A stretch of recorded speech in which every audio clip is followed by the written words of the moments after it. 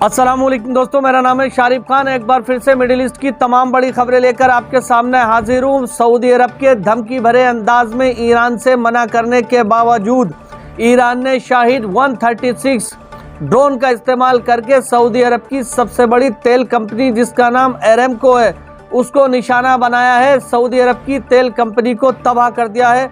अभी कुछ देर पहले ही ये ब्रेकिंग न्यूज़ है जो इस समय सऊदी अरब से आ रही है कि सऊदी अरब की अरेमको ऑयल रिफाइनरी को पूरी तरह से तबाह कर दिया है। ईरान ने शाहिद 136 ड्रोन का इस्तेमाल किया है इस हमले में और बार बार लगातार सऊदी अरब को ये चेतावनी दे रहा है कि अमेरिकी संपत्ति को नष्ट करने में अगर सऊदी अरब की सरकार ईरान के हमलों के बीच में आती है तो इसी तरह से ईरान हमला करता रहेगा।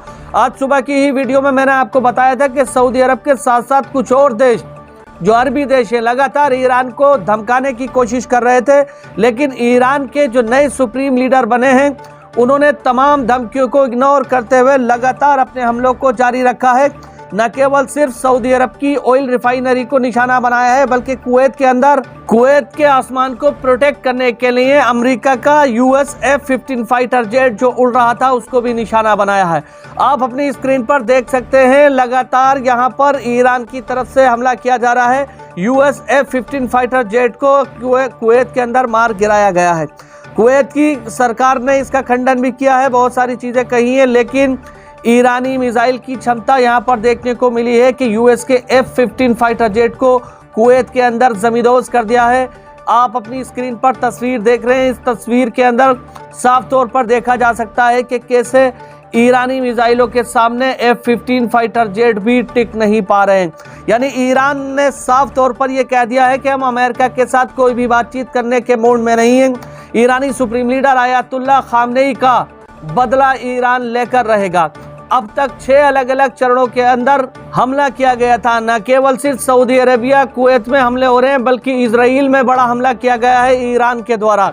इजराइल में ईरान के हमले में कितना नुकसान हुआ है, आज सुबह 2 मार्च की खबर मैं आपको बता रहा हूं कि आज सुबह 2 मार्च को जो हमला किया गया है ईरान की तरफ से उसमें बहुत बड़ा नुकसान हुआ है। इजराइल का इंफ्रास्ट्रक्चर पूरी तरह से ढह गया है।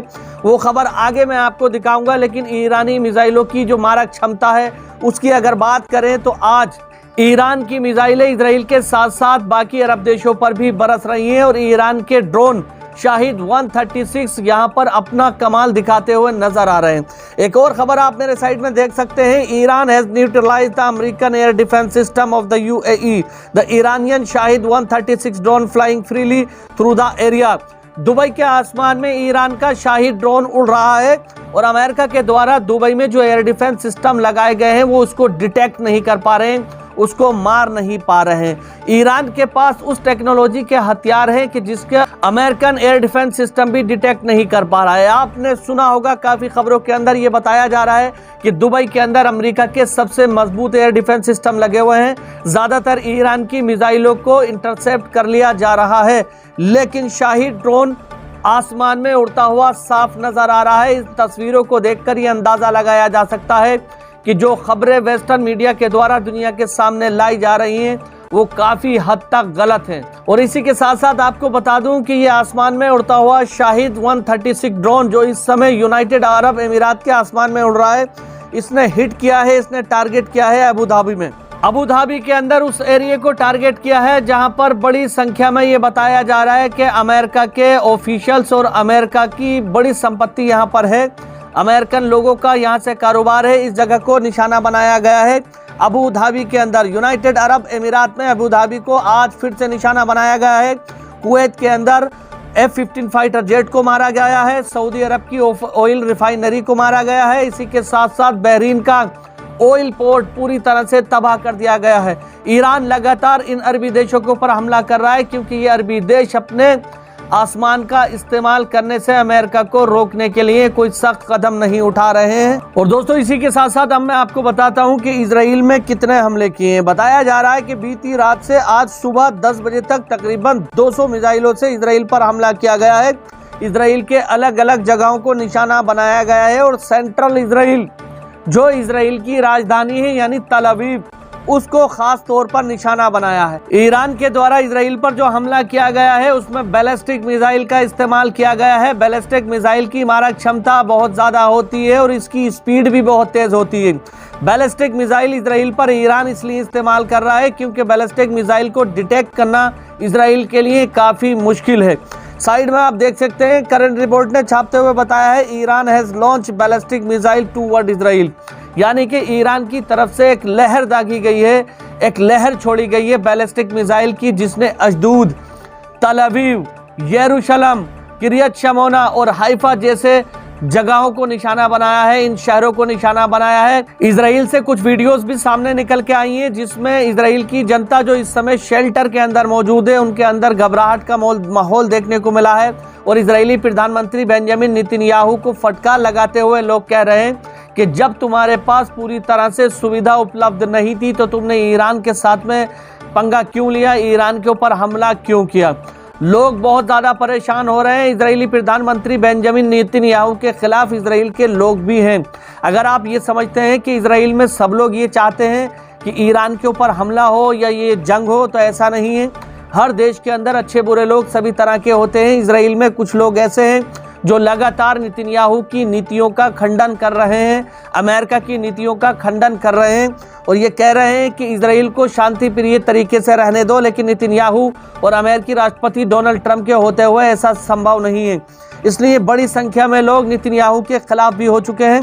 फिलहाल ईरान की तरफ से एक के बाद एक लगातार हमला किया जा रहा है। और दोस्तों इस समय एक और बड़ी ब्रेकिंग न्यूज ईरान से आ रही है। ईरानी एयर डिफेंस सिस्टम ने अमेरिका के MQ-9 रैपर ड्रोन को मार गिराया है।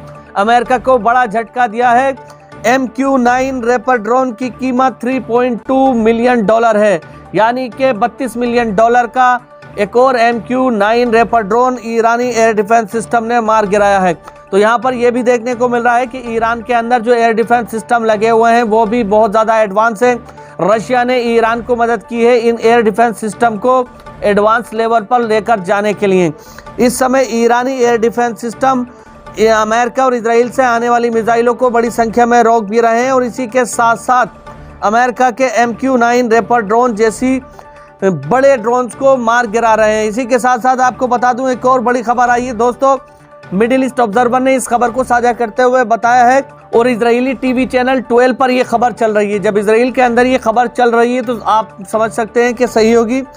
Fragments of rocket fall in Shoham and Beit Shemesh, loud explosion can be heard in the video, no visual confirmation of impact और इंटरसेप्ट। लेबनान की तरफ से हिजबुल्ला ने ऑफिशियल तौर पर इस वॉर को ज्वाइन कर लिया है ईरान के समर्थन में। हिजबुल्ला लेबनानी बॉर्डर से लगातार इजराइल को टारगेट कर रहा है, इजराइल को निशाना बना रहा है। अब इस समय 3 से 4 मोर्चों पर यह लड़ाई चल रही है। एक तो ईरान बैलिस्टिक मिसाइल के जरिए इजराइल को निशाना बना रहा है, उसी के साथ साथ लेबनान बॉर्डर से हिजबुल्ला लगातार इजराइल को निशाना बना रहा है।